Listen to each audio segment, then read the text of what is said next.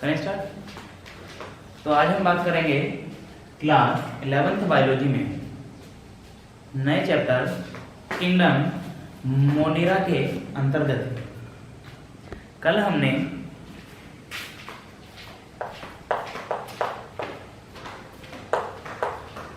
Kingdom Monera के बारे में कुछ बातें पढ़ ली थी। ठीक है, जैसे हमने पढ़ लिया था किंगडम मोनेरा के अंतर्गत हम सभी प्रोकैरियोटिक यूनिसेलुलर ऑर्गेनिज्म के बारे में पढ़ेंगे। ठीक है, प्रोकैरियोटिक और यूनिसेलुलर। ठीक है, फिर हमने उसका क्लासिफिकेशन पढ़ा। तो क्लासिफिकेशन में जब हम क्लासिफिकेशन की बात करेंगे तो जो मोनेरा का अगर क्लासिफिकेशन करते हैं तो उसको मुख्य दो भागों में बांटा जाता है, एक तो आर्की बैक्टीरिया और यू बैक्टीरिया। ठीक है, और यू बैक्टीरिया को भी हम यू बैक्टीरिया और साइनो बैक्टीरिया के अंतर्गत पढ़ते हैं। समझ में आ रही है बात? जैसे अगर हम अपनी बुक को देख रहे हैं तो बुक में लिखा है मोनेरा को दो समूहों में विभाजित किया गया है, लेकिन उसने नीचे लिख रखे हैं तीन, आर्की बैक्टीरिया, यू बैक्टीरिया और साइनो बैक्टीरिया। तो ध्यान रखेंगे आर्की बैक्टीरिया और यू बैक्टीरिया दो इसके समूह हैं और साइनो बैक्टीरिया को यू बैक्टीरिया के अंतर्गत ही हम पढ़ते हैं। क्लियर है? यहां तक हमने बात कर ली। आज हम किंगडम मोनेरा में सबसे पहले पढ़ेंगे आर्की बैक्टीरिया को। ठीक है, देखते हैं क्या है आर्की बैक्टीरिया। सबसे पहली बात देखते हैं क्या है आर्की बैक्टीरिया।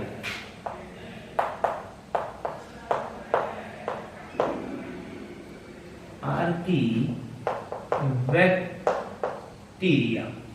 ठीक है, हम इसके बारे में पढ़ेंगे।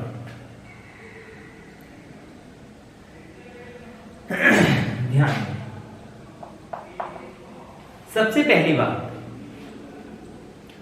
आर्की बैक्टीरिया ऐसे बैक्टीरिया हैं जो ऐसी परिस्थितियों में भी सरवाइव कर सकते हैं, ऐसी परिस्थितियों में भी जी सकते हैं जिसमें सामान्यतः कोई अन्य जीव जीवन यापन न करे।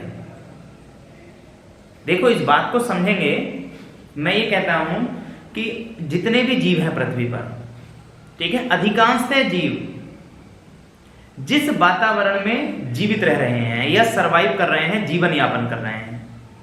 ठीक है, एक बात है। दूसरी बात यह है कि अगर हम ऐसा करें, जैसे मैंने बताया है कि मैं 100 डिग्री सेल्सियस टेम्परेचर कर लूं, ठीक है, बहुत ज्यादा, ठीक है, 100 डिग्री सेंटीग्रेड टेम्परेचर कर दूं, उसके अलावा बहुत ज्यादा एसिडिक नेचर कर दूं, ठीक है, पीएच वैल्यू बहुत ज्यादा हाई कर दूं, मैं बहुत ज्यादा सॉल्टी नेचर कर दूं। समझ पा रहे हैं? मतलब मैंने हाई टेम्परेचर, ठीक है, high acidity, high salty water, मतलब मैंने जो भी एटमॉस्फेयर तैयार किए हैं वो ऐसे हैं जहां पर नॉर्मल जीव सरवाइव नहीं कर पाता है। अर्थात ये स्थितियां ऐसी हैं जहां पर सामान्य जीव जीवित नहीं रह सकता है। 100 डिग्री सेंटीग्रेड में कोई, ठीक है, कहीं का टेम्परेचर 100 डिग्री सेल्सियस है, वहां पर कोई जीव जीवित रह सकता है क्या? नहीं रह सकता है। हमने बहुत ज्यादा, ठीक है, एसिडिक नेचर कर रखा है कहीं किसी स्थान का, किसी भी चीज का, किसी भी सॉल्यूशन का, क्या उसमें जीव जीवित रह पाएगा? नहीं रह पाएगा। बहुत ज्यादा सॉल्टी नेचर कर रखा है तो भी नहीं जी पाएगा। तो ध्यान रखेंगे आर्की बैक्टीरिया ऐसे ही बैक्टीरिया होते हैं जो विपरीत परिस्थितियों में भी जीवित रह पाते हैं। ये बात समझ में आ रही है? अगर मैं एक लाइन में इसको समझाना चाहूं तो मैं ये कह सकता हूं, ऐसे बैक्टीरिया जो विपरीत परिस्थितियों में भी, जैसे हाई टेम्परेचर, ठीक है, अत्यधिक अम्लता, अत्यधिक लवणीय जल आदि में भी जीवन यापन कर सकते हैं, आर्की बैक्टीरिया कहलाते हैं। क्लियर है? इसमें कोई भी, ठीक है, इधर मतलब सोचने वाली बात नहीं है, सीधा सीधा है। क्लियर है आर्कीबैक्टीरिया? चलो आगे इसमें देखते हैं और क्या दिया है, इसके टाइप या इनके बारे में और भी कुछ बातें। देखो जैसे तुम्हारी बुक बता रही है, आर्कीबैक्टीरिया आद्य प्रोकैरियोट समूह है, अर्थात ये सबसे पुराने वाले प्रोकैरियोट्स हैं। सबसे पहले प्रोकैरियोट्स अर्थात प्रोकैरियोटिक जीव वो आर्कीबैक्टीरिया ही हैं। आगे हम इनके सदस्य पर पृथ्वी पर होने वाले प्रथम जीव माने जाते हैं। ठीक है, सबसे पहले जीव माने जा रहे हैं ये।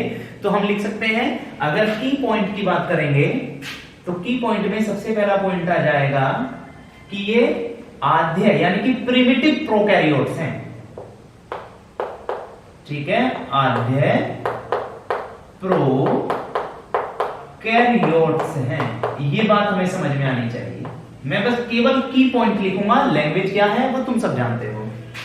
दूसरा, ये प्रथम, ठीक है, अगर हम पृथ्वी पर सबसे पहले जीव की बात करेंगे तो इन्हें प्रथम जीव माना जाता है। ठीक है, पृथ्वी पर यही कौन थे? प्रथम जीव थे, इन्हें ही प्रथम जीव के रूप में माना गया है। चलो, ये संरचना में तो जीवाणु के समान ही होंगे। ठीक है, स्ट्रक्चर बैक्टीरिया जैसे हमने ध्यान रखेंगे। अगर हम रियल में बैक्टीरिया की बात करेंगे, जो नॉर्मल बैक्टीरिया हैं हमारे आसपास, तो वो यू बैक्टीरिया हैं। तो इनकी स्ट्रक्चर भी होगी तो यू बैक्टीरिया की तरह ही, लेकिन ठीक है, इनमें कुछ अंतर होंगे यू बैक्टीरिया से। जैसे इनकी सेल वॉल, ध्यान रखेंगे स्ट्रक्चर कैसी है, लगभग यू बैक्टीरिया के समान ही है, लेकिन कुछ इनमें अंतर होंगे। अंतर क्या होंगे? सबसे पहला अंतर बताया है कि इनकी कोशिका भित्ति प्रोटीन एवं नॉन सेलुलोजिक पॉलीसेकेराइड की बनी होगी। तो ध्यान रखेंगे, हम की पॉइंट लिखें तो इनकी सेल वॉल क्या होगी? यू बैक्टीरिया से भिन्न होगी, अर्थात इनकी सेल वॉल जो होगी वो प्रोटीन और नॉन सेलुलिक, ठीक है, नॉन सेलुलोज की या नॉन सेलुलोज की बनी हुई होती है। ये ध्यान रखेंगे, आगे ध्यान देंगे।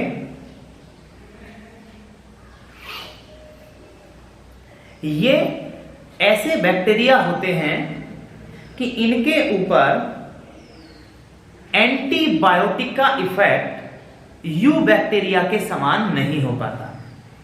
मेरी बात ध्यान दें, एक यू बैक्टीरिया है, एक आर्कीबैक्टीरिया है। तो यू बैक्टीरिया ऐसे बैक्टीरिया होते हैं कि उन्हें एंटीबायोटिक से मारा जा सकता है, उन पर एंटीबायोटिक इफेक्ट डालता है, प्रतिजैविक उन्हें इफेक्टिव करता है। लेकिन जो आर्कीबैक्टीरिया हैं उन पर एंटीबायोटिक का प्रभाव बहुत ज्यादा कम होता है, या वो एंटीबायोटिक के प्रति संवेदनशील कैसे होते हैं? यू बैक्टीरिया की अपेक्षा कम होते हैं। ध्यान लिख सकते हैं हम, ये प्रतिजैविक के प्रति यू बैक्टीरिया, ये प्रतिजैविक के प्रति यू बैक्टीरिया से भिन्न होते हैं। ऐसा नहीं है जो एंटीबायोटिक यू बैक्टीरिया को इफेक्टेड करेगी वो एंटीबायोटिक इन आर्कीबैक्टीरिया पर भी इफेक्ट डाले, ऐसा नहीं हो सकता है। उसका रीजन हमें ध्यान रखना है, इनकी सेल वॉल, इनकी सेल वॉल ऐसी होती है कि इनके ऊपर, ठीक है, किसी भी एंटीबायोटिक का इफेक्ट नहीं पड़ पाता। आगे ध्यान रखेंगे, ये अत्यधिक गर्म अम्लीय लवण, ठीक है, वातावरण में पाए जाते हैं। तो हमें पता है ये बात, तो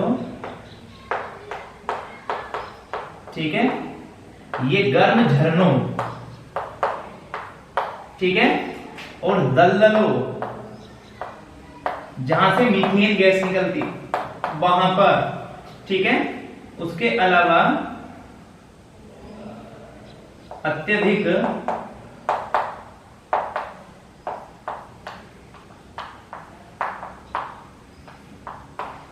अम्लीय माध्यम में भी जीवित रहते हैं, सरवाइव करते हैं। क्लियर है? इतनी बात हमें समझ में आनी चाहिए। जैसे अगर हम बात कर रहे हैं आर्कीबैक्टीरिया की, तो हमने कुछ आर्कीबैक्टीरिया के की पॉइंट लिखे हैं और आर्कीबैक्टीरिया हमें समझ में आ गया है। हम एक लाइन में आर्कीबैक्टीरिया को एक्सप्लेन कर भी सकते हैं। ऐसे बैक्टीरिया जो विपरीत परिस्थितियों में भी जीवित रहते हैं आर्कीबैक्टीरिया कहलाते हैं। या जहां पर यू बैक्टीरिया जीवित नहीं रहते हैं और दूसरे बैक्टीरिया क्या रह सकते हैं, जीवित रह सकते हैं, तो वही बैक्टीरिया आर्कीबैक्टीरिया है। कहां कहां देखने के लिए मिल सकते हैं? गर्म झरनों में, दलदली स्थानों पर, अत्यधिक अम्लीय माध्यम में, ठीक है, इन स्थानों पर ये मिल जाएंगे हमें देखने के लिए। आगे हम देख रहे हैं आर्कीबैक्टीरिया के भी हम, ठीक है, क्लासिफिकेशन देख लें।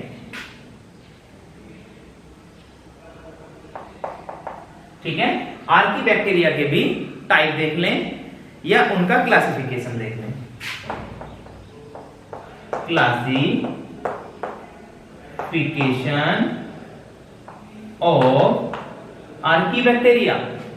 तो आर्कीबैक्टीरिया को हमने 3 भागों में या 3 समूहों में बांटा है। नंबर 1 हेलोफिल्स, ध्यान रखेंगे, नंबर 1 है हेलोफिल्स, ठीक है, हेलोफिल्स। नंबर 2 है थर्मो एसिडोफिल्स, ठीक है भाई। और थर्ड है हेलोफिल्स, थर्मो एसिडोफिल्स और मेथोनोजन, ठीक है, मेथोनोजन,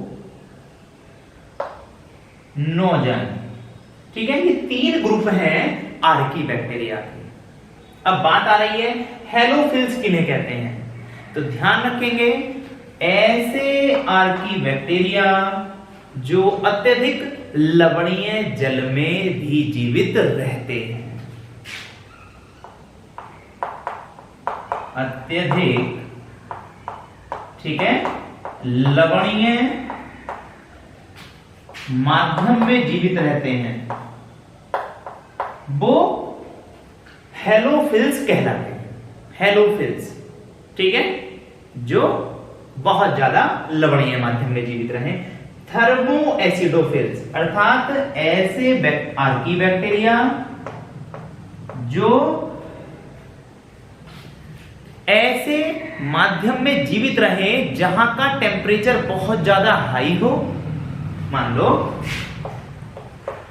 110 डिग्री सेल्सियस टेम्परेचर हो और उसका पीएच वैल्यू 2 हो, जो ऐसे माध्यम में भी जीवित रहते हैं, उन आर्कीबैक्टीरिया को हम थर्मो एसिडोफिल्स कहते हैं। देख लो पीएच वैल्यू कितनी है, 2, और हम जानते हैं 2 एसिडिक है और बहुत ज्यादा एसिडिक है, ठीक है। और 110 टेम्परेचर, क्या बताओ इस टेम्परेचर पर वो जीवित रह सकते हैं क्या? कोई भी सामान्य बैक्टीरिया नहीं रह सकते हैं, ठीक है। 100 डिग्री सेल्सियस पर पानी क्या होने लगता है? उबलने लगता है, और ये टेम्परेचर मैंने कितना दिया है? 110। इतने टेम्परेचर पर भी ये बैक्टीरिया जीवित रह जाएंगे। और ध्यान रखेंगे इनका इन विपरीत कंडीशन में भी सरवाइव करने के लिए जो इनके पास, ठीक है, चीज है वो है सेल वॉल। इनकी सेल वॉल ऐसी होती है कि किसी भी, ठीक है, चाहे वो लवणीय माध्यम हो, चाहे वो एसिडिक में नेचर हो, चाहे वो हाई टेम्परेचर हो, सब जगह पर ये क्या कर लेते हैं? जीवन यापन कर लेते हैं। समझ में आ रही है?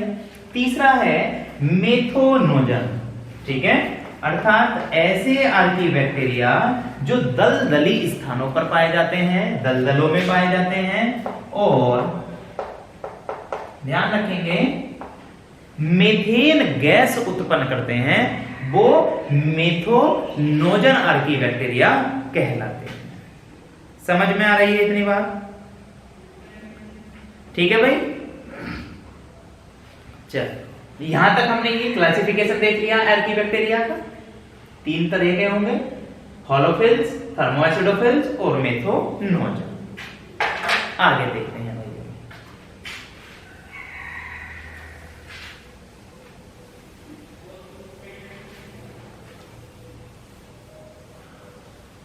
अब हम बात करेंगे इसका दूसरा ही एक, ठीक है, समूह है जिसे हम बोलते हैं यू बैक्टीरिया।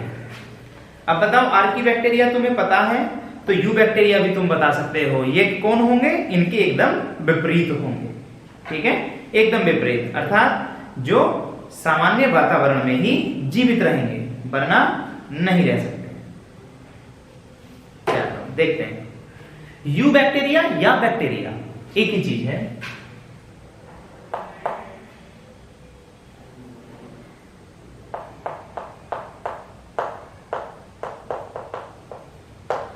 यू बैक्टीरिया या इन्हें हम बैक्टीरिया भी कहते हैं। जिन हम बैक्टीरिया की बात करते हैं वो रियल में यू बैक्टीरिया ही होते हैं। ये नंबर 2 की बात हम कर रहे हैं, ठीक है।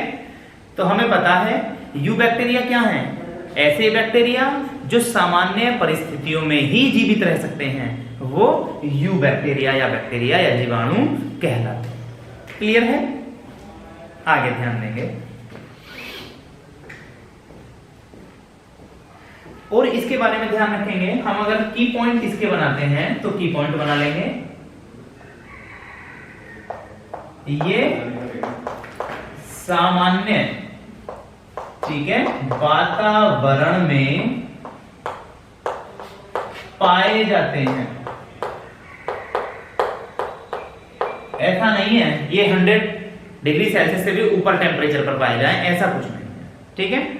उसके अलावा हमें एक बात पता है, किंगडम मोनेरा है तो ये भी यूनिसेलुलर होंगे, प्रोकैरियोट्स होंगे, ये कोई बताने वाली बात नहीं है, ये हमें पता ही है। नेक्स्ट ध्यान देंगे, इनकी जो खोज है वो एंटोनी वॉन ल्यूवेनहोक ने की 1676 में, हमें ये भी बात पता है। उसके अलावा लुई पास्चर ने, ठीक है, सिद्ध किया कि किण्वन की क्रिया जो होती है वो सूक्ष्म जीवों की सहायता से होती है, ठीक है। और लुई पास्चर ने रोगाणुओं द्वारा रोग की उत्पत्ति का सिद्धांत दिया। चलो, और ध्यान रखेंगे ये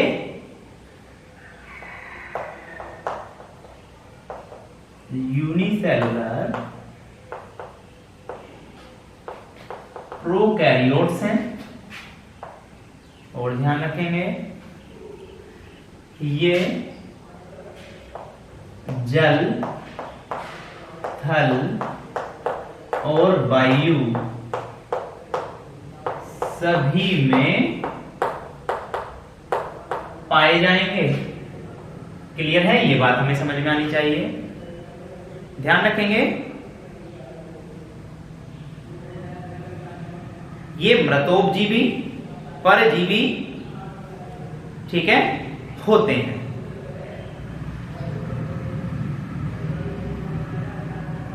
आगे ध्यान देंगे,